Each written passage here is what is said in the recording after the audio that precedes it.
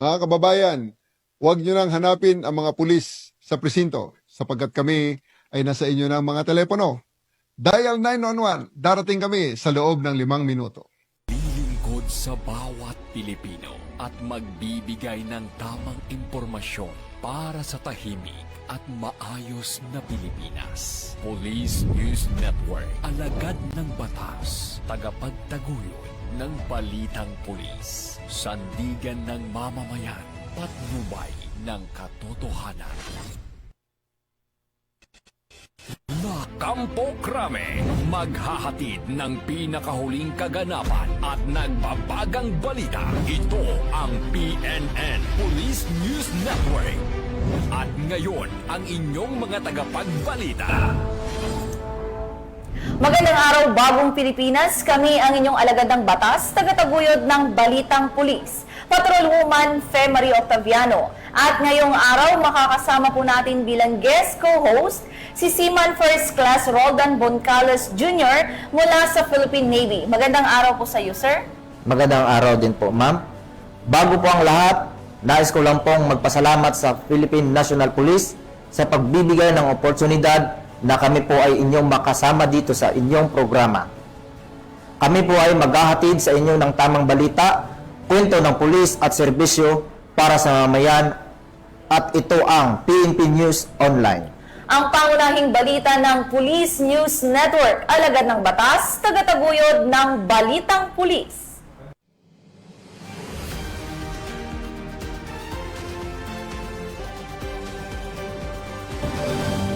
Narito ang mga balitang dapat niyong abangan.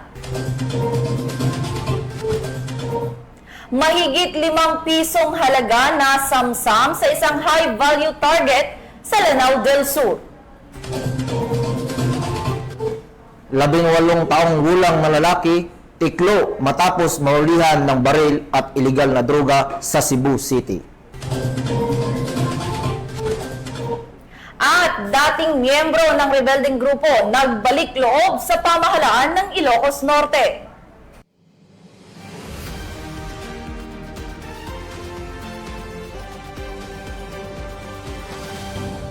Narito ang mga balitang hatid ng ating PNN correspondents mula sa iba't ibang bahagi ng bansa.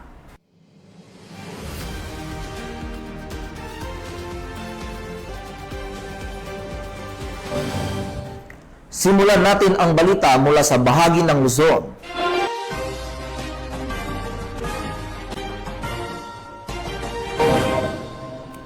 Tanda ng pagbabago sa Bagong Pilipinas, kusang sumuko ang isang miyembro ng dating rebeldeng grupo sa mga otoridad sa Ilocos Norte. Ang kusang pagsuko ng isang dating rebelde sa Ilocos Norte ay malinaw na patunay ng tagumpay ng mga programang pangkapayapaan ng pamahalaan sa ilalim ng Bagong Pilipinas at nagpapakita ng epektibong ugnayan sa pagitan ng pulisya at komunidad sa pagsusulong ng kapayapaan at seguridad sa bansa. Ibabalita yan ni Police Master Sergeant Robert Basan Abilia Jr. Isang dating kasapi ng rebeldeng grupo ang kusang loob na sumuko sa mga otoridad nitong Hulyo 13, 2025 bandang alas 10:30 ng umaga sa barangay Sakritan, Pinili, Ilocos Norte. Ang pagsuko ay sinagawa sa pangunguna ni Police Captain Jomar C. Mutyong, Acting Company Commander ng 101st Maneuver Company, Regional Mobile Force Battalion 1, bilang bahagi ng pinaigting na kampanya ng pamahalaan laban sa insurhensiya sa ilalim ng Executive Order No. 70. Ang dating rebelde na kinilalang si alias Aing, 38 years old, ay isang magsasaka, dating miyembro ng Communist Terrorist Group, nakaanib ng CPP-NPA mula 1999 hanggang 2001 sa ilalim ng Franklin Ariola Command na pinamumunuan noon ni Kasitong. Ang kanyang pagbabalik sa pamahalaan ay patunay ng pagtanggap sa mga reforma at layunin ng Bagong Pilipinas. Inaasahang makikinabang si Aing sa mga programang pangkabuhayan, edukasyon at reintegrasyon na handog ng gobyerno para sa mga dating rebelde. Ang hakbang na ito ay malinaw na senyales sa pag-usad ng bayan tungo sa kapayapaan, kaunlaran at pagkakaisa. Mula dito sa Ilocos Region, ako po ang inyong PNN correspondent, Police Master Sergeant Robert Abella Jr., alagad ng batas, tagataguyod ng Balitang Pulis. Maraming salamat, Police Master Sergeant Abella Jr. Arestado ang 2 drug suspects sa isinagawang operasyon ng Guagua PNP At nasamsam mula rito ang mahigit 300,000 pisong halaga ng shabu sa Barangay Santo Cristo, Guagua, Pampanga. Narito ang report mula kay Patrolwoman Janice Bulahaw. Arestado ang 2 drug suspect matapos ang ikinasang bypass operation ng mga operatiba ng Guagua Municipal Police Station sa Barangay Santo Cristo, Guagua, Pampanga. Ayon kay Police Colonel Eugene M. Marcelo, Provincial Director ng Pampanga Police Provincial Office, nakumpiska mula sa mga suspect ang itinatayang 50.77 gramo ng hinihinalang shabu na may standard drug price na 345,236 pesos. Ang operasyon ay sinagawa matapos makatanggap ng ulat mula sa isang concerned citizen hinggil sa aktibidad na may kinalaman sa ilegal na droga sa isang bakanteng lote sa nasabing barangay. Agad na rumesponde ang mga patrolling officers at naaktuhan ang mga suspect sa isang pinanghinalaang drug session. Dinala na sa kustodiya ng Guagua MPS ang mga suspect at mga ebidensya para sa kaukulang dokumentasyon at disposisyon. Patuloy ang pinaigting na kampanya ng Pampanga PPO laban sa ilegal na droga bilang suporta sa direktiba ng pamahalaan tungo sa mas ligtas at maayos na pamayanan. Mula dito sa gitnang Luzon, ako ang inyong PNN correspondent, Patrolwoman Janice Bulahaw. Alagad ng batas, tagataguyod ng balitang pulis. Maraming salamat, Patrolwoman Janice Bulahaw. Matagumpay na nakiisa ang 2nd Occidental Mindoro Provincial Mobile Force Company sa isinagawang Disaster Risk Reduction and Management Equipment and Knowledge Exhibit kaugnay sa pagdiriwang ng National Disaster Resilience Month 2025. Patrolwoman Eloisa Joy Beredo sa balita. Bahagi ng pagdiriwang ng National Disaster Resilience Month 2025, aktibong lumahok ang mga personal ng 2nd Occidental Mindoro Provincial Mobile Force Company sa isinagawang Disaster Risk Reduction and Management Equipment and Knowledge Exhibit at pinangunahan ng Municipal Disaster Risk Reduction and Management Office at Provincial Disaster Risk Reduction and Management Office. Dinaluhan ang nasabing aktibidad ng mga kinatawan mula sa iba't ibang ahensya ng pamahalaan, kabilang na ang lokal na tanggapan. Ipinakita nito ang matibay na pagkakaisa at kolektibong layunin ng bawat sektor na pagbuo ng isang mas matatag, ligtas at handa na komunidad sa gitna ng mga banta ng sakuna at kalamidad, maging ito man ay dulot ng kalikasan o gawa ng tao. Layunin ng exhibit na palalimin ng kaalaman ng bawat kalahok hinggil sa iba't ibang kagamitan, mekanismo at proseso ng pagtugon sa panahon ng emergency. Sa pamamagitan nito, nabigyan diin ang kahalagaan ng kaalaman, kahandaan at koordinasyon sa pagitan ng mga ahensya upang mas epektibong matagunan ang anumang uri ng panganib o crisis. Bukod sa pagpapalawak ng kaalaman, naging daan din ito upang higit pang mapatatag ang ugnayan at pagtutulungan ng mga opisina at institusyon sa lalawigan. Isinulo ang pagbabahagi ng best practices, bagong teknolohiya at mga inobasyon sa larangan ng disaster preparedness and emergency response. Ang aktibong pagkakaisa ng 2nd Occidental Mindoro Provincial Mobile Force Company ay patunay na kanilang patuloy na suporta at dedikasyon sa mga programang naglalayong pangalagaan ang buhay at kaligtasan ng mamamayan at tumugon sa mga hamon na panahon na may buong malasakit at kahusayan. Mula dito sa Calapan City, Oriental, Mindoro, ako ang iyong PNN correspondent, Patrolwoman Eloisa Joy Beredo. Alagad ng batas, tagataguyod ng balitang pulis. Maraming salamat, Patrolwoman Beredo. Pinangunahan ng Regional Police Community Affairs and Development Unit Cordillera Administrative Region ang isinagawang information drive para sa 243 estudyante ng Tacjan Elementary School sa Silan, La Trinidad, Benguet, na may layuning pataasin ang kamalayan nito upang mapanatili ang kaligtasan at kaayusan sa loob ng paaralan. Patrolwoman Lizelle Digman sa balita. Tagumpay na nagsagawa ng isang information drive ang mga tauhan ng Regional Police Community Affairs and Development Unit, Cordillera Administrative Region sa Tacjan Elementary School at Trinidad, Benguet nito lamang 14 ng Hulyo taong kasalukuyan. Ang nasabing aktibidad ay naging matagumpay sa pangunguna ni Police Lieutenant Colonel Denver Adonis Alidao OIC ng nasabing unit, katuwang ang mga supportive teachers ng nasabing paaralan. Tampok sa aktibidad ang interactive lectures sa mga paksa tulad ng Why We Must Respect Laws and Authorities, Road Safety and Traffic Rules, Anti-Bullying, Crime Prevention Tips at Emergency Contact Information and Procedures and Proper Reporting for Quick Police Response na aktibo namang nilahukan ng 243 na mag-aaral mula sa ika-4 hanggang sa ika-6 na baitang. Gayon din na mahagi rin ang grupo ng IEC materials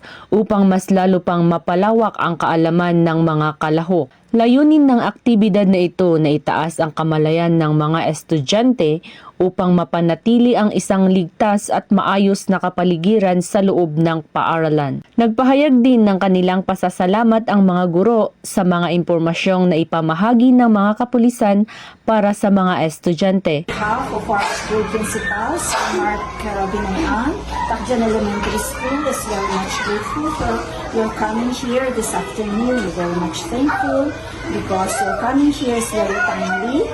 Your lecture is very much helpful to them. With that, we are so much grateful. Thank you very much, and I hope this is not the last time. Once again, thank you so much. Patunay lamang na ang pambansang pulisya katuwang ang iba pang ahensya ng pamahalaan ay patuloy sa mga inisyatibong ito at nagbibigay diin sa kahalagahan ng kaalaman upang magkaroon ng maayos at maunlad na bansa para sa sambayanang Pilipino tungo sa bagong Pilipinas. Mula dito,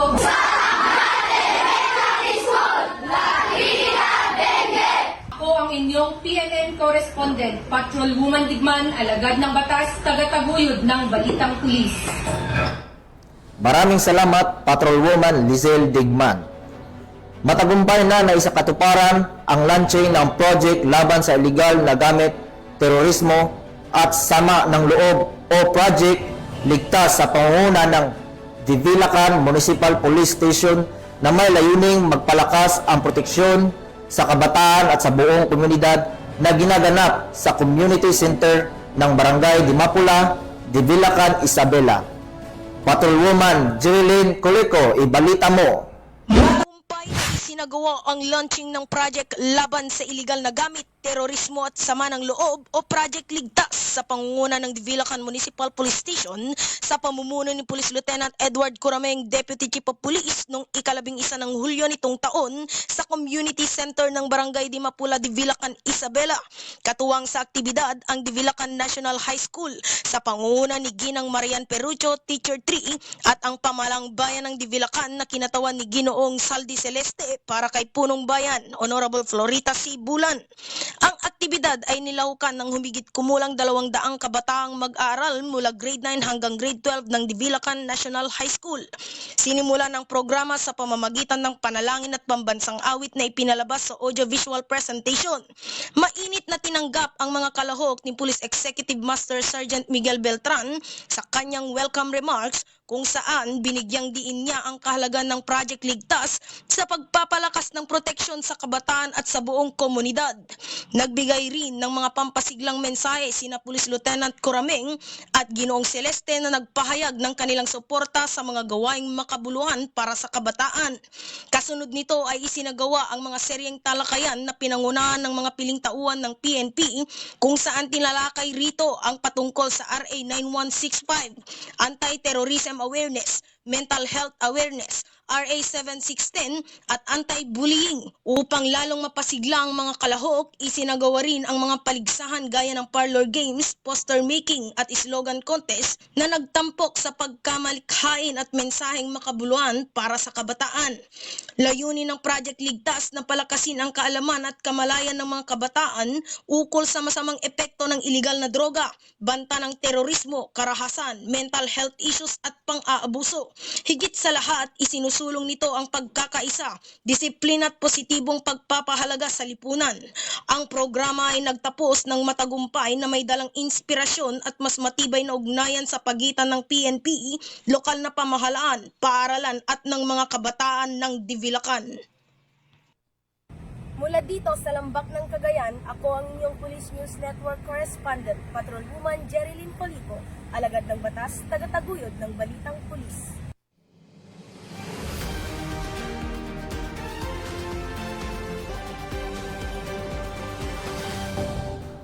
Tunghayan naman natin ang mga balita mula sa Visayas.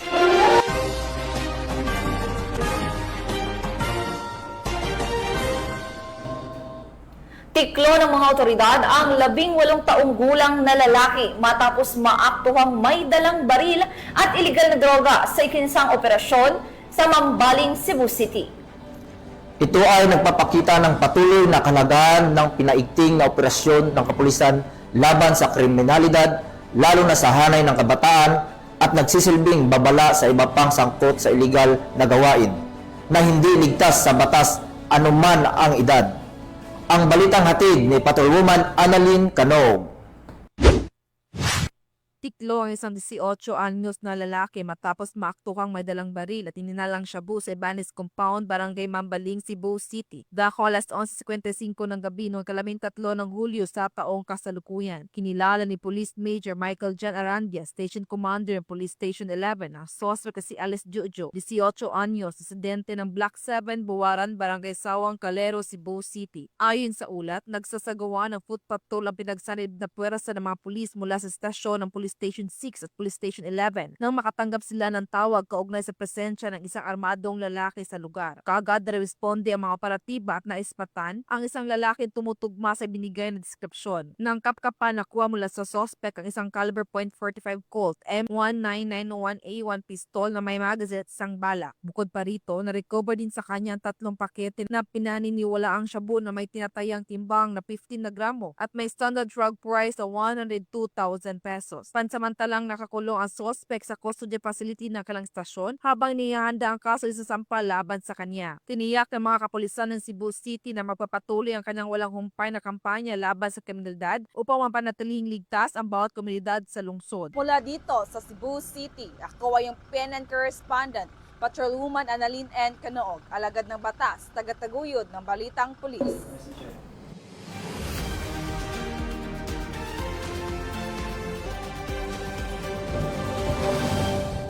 Narito naman ang mga balita mula sa bahagi ng Mindanao.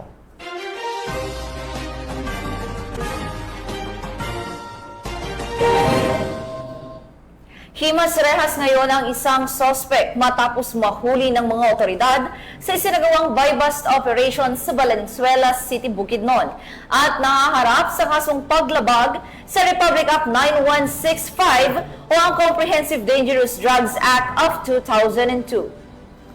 Nagpapakita ng masigasig na kampanya ng kapulisan laban sa iligal na droga alinsunod sa Republic Act 9165 at nagsisilbing babala na ang batas ay patuloy na umiiral at walang sinuman ang makakalusot sa mata ng mga otoridad.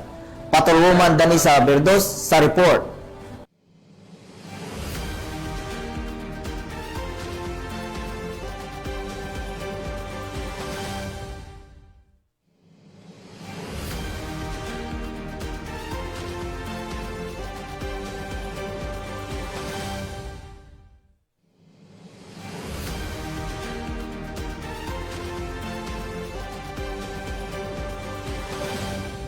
Timbog ang isang lalaki matapos makumpiskahan ng shabu at baril sa iskanasang operasyon ng mga otoridad sa Panabo City.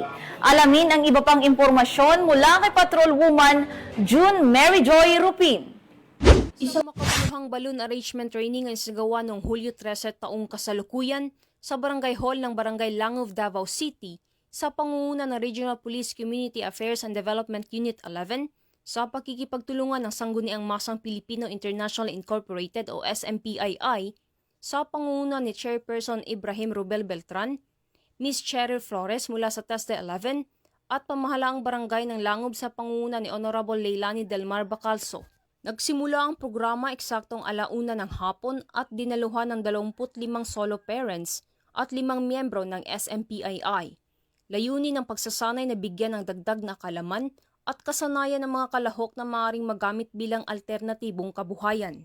Sa pagsasanay, tinuruan ng mga kalahok na iba't ibang teknik sa design and creativity, balloon twisting, and shaping color coordination at structural design. Ang mga ito ay mga pangunahing kaalaman sa paggawa ng mga balloon decorations na maaaring gamitin sa mga okasyon tulad ng kaarawan, kasal at iba pang selebrasyon. Ang pagsasanay na ito ay bahagi ng patuloy na advokasya ng kapulisan at mga katuwang na organisasyon at ahensya upang palakasin ang komunidad sa pamamagitan ng pagbibigay ng praktikal na kaalaman na makakatulong sa pag-angat ng kabuhayan ng mga mamamayan. Dito sa Rion 11, ako yung PNN correspondent, Patrolwoman Sheena May Ilagan, alagad ng batas, tagataguyod ng Balitang Pulis. Timbog ang tinaguriang top 8 regional most wanted persons sa ikinasang operasyon ng mga otoridad dahil sa kasong murder sa Sultan Kudarat. Nakatutok dyan ni Patrolwoman Rizali Umalay. Ang top 8 regional most wanted person sa kasong murder sa ikinasang operasyon ng mga otoridad sa Barangay Sabanal, Calamansig, Sultan Kudarat. Nilala ang sospek na si alias Dave, 33 anyos, at residente ng Barangay Sabanal, Calamansig, Sultan Kudarat. Nahuli ang sospek bandang alas 5 ng umaga sa isinagawang joint manhunt operation ng Calamansig Municipal Police Station sa iba't ibang personahe ng South Cotabato sa bisa ng warrant of arrest para sa kasong murder na walang inirekomendang piyansa. Patunay lamang na ang pambansang pulisya, katuwang ang iba't ibang ahensya ng gobyerno, ay patuloy sa pagpapatupad ng kanilang sinumpaang tungkulin kontra kriminalidad na magkaroon ng maunlad na bansa para sa sambayan ng Pilipino tungo sa isang bagong Pilipinas. Mula dito sa General Santos City, ako ang inyong PNN correspondent, Patrolwoman Rizali Umalay, alagad ng batas, tagataguyod ng Balitang Pulis. Maraming salamat, Patrolwoman Umalay. Nasamsam ang mahigit 5 milyong pisong halaga ng iligal na droga sa isang high-value target sa Lanao del Sur. Patrolwoman Veronica Lagis sa report. Nasamsam ang 5.1 million halaga ng shabu mula sa naarestong high-value target sa isinagawang drug by bus operation ng mga operatiba ng Marawi City Police Station sa Barangay Basak, Malutlot, Marawi City, Lanao del Sur nitong 11 ng Hulyo taong kasalukuyan. Kinilala ni Police Brigadier General Jason De Guzman, Regional Director ng PROBAR, ang suspect na si alias Bolki na residente ng Marantao, Lanao del Sur. Ayon kay PB Jen De Guzman, naging matagumpay ang naturang operasyon dahil sa pinagsanib pwersa ng mga tauhan ng Marawi City Police Station at Lanao del Sur Police Provincial Office na nagresulta sa pagkakaaresto ng suspect at pagkakasamsam ng 750 gramo ng shabu na nagkakahalagang 5,100,000 pesos. Sa ngayon ay hawak na ng otoridad ang suspect at mahaharap sa kasong paglabag sa Republic Act 9165 o Comprehensive Dangerous Drugs Act of 2002. Aniya PB Jen De Guzman, ang matagumpay na operasyon ay bahagi ng pinaigting na kampanya ng PROBAR, katuwang ang iba pang ahensya ng pamahalaan laban sa iligal na droga sa rehiyon ng Bangsamoro. Mula rito sa rehiyon ng Bangsamoro, ako ang inyong Police News Network correspondent, Patrolwoman Veronica Lagi, alagad ng batas, tagataguyod ng Balitang Pulis. Maraming salamat, Patrolwoman Lagi. At para sa ating huling balita, himas rehas ngayon ang isang suspect matapos mahuli ng mga otoridad sa isinagawang by-bus operation sa Valenzuela City, Bukidnon at nahaharap sa kasong paglabag sa Republic Act 9165 o Comprehensive Dangerous Drugs Act of 2002. Nagpapakita ng masigasig na kampanya ng kapulisan laban sa iligal na droga alinsunod sa Republic Act 9165 at nagsisilbing babala na ang batas ay patuloy na umiiral at walang sinuman ang makakalusot sa mata ng mga otoridad. Patrolwoman Danisa Berdos sa report. Arestado ang isang drug suspect sa sinagawang joint by-bust operation ng City Drug Enforcement Unit, Bukidnon Provincial Intelligence Unit, katuwang ang mga kapulisan ng Valencia City Police Station sa Barangay Colonia, Valencia City, Bukidnon. Kinilala ni Police Lieutenant Colonel Brian M. Panganiban, officer in charge ng Valencia CPS, ang drug suspect na si alias Kent, lalaki at residente ng nasabing lugar.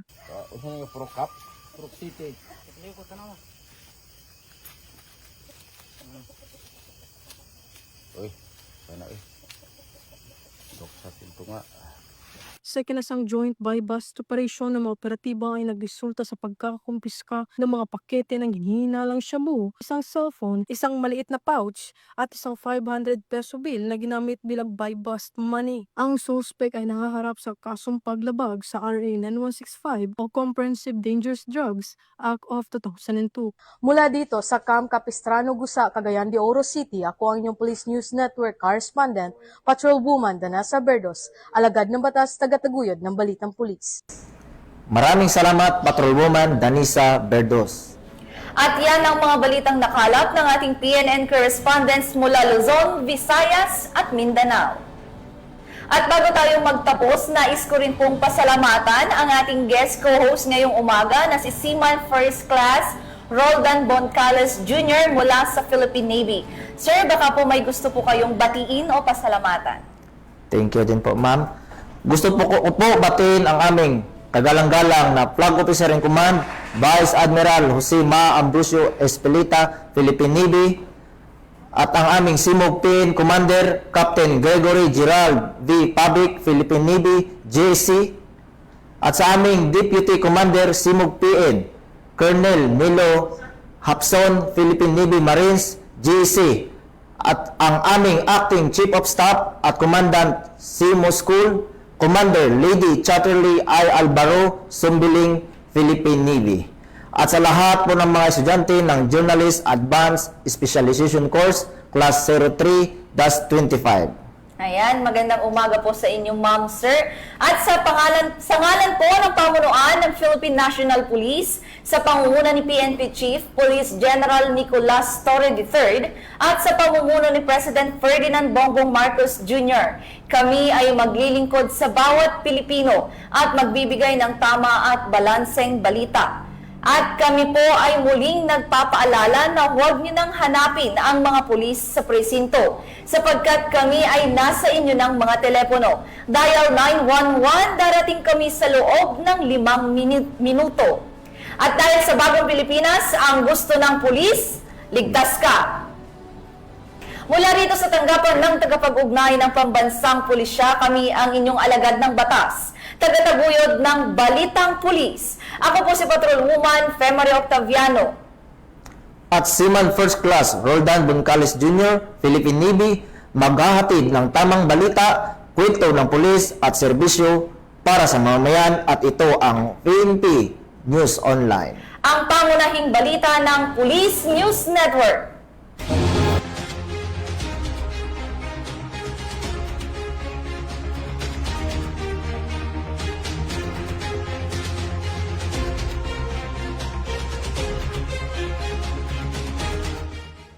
Police News Network, alagad ng batas, tagapagtaguyod ng balitang pulis.